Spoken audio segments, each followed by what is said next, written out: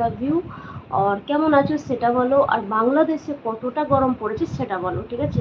কেন আমাদের যে কলকাতায় এত মারাত্মক গরম পড়েছে, সহ্য করা যাচ্ছে না, সেটা আমাকে দেখে বুঝতে পারছো। আমার ঘরে এসি নেই, সেই জন্য আমার কষ্টটা বেশি।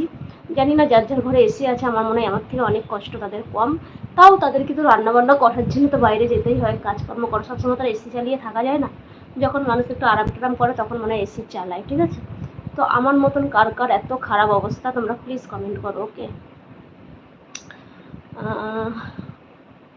ওরে বাবা, এখানেও এত, ওখানেও, মানে কোথাও কম না, মারাত্মক গরম সব জায়গায়। কলকাতায় বাড়ি দিদি? হ্যাঁ গো, আমার কলকাতায় বাড়ি, ঠিক আছে।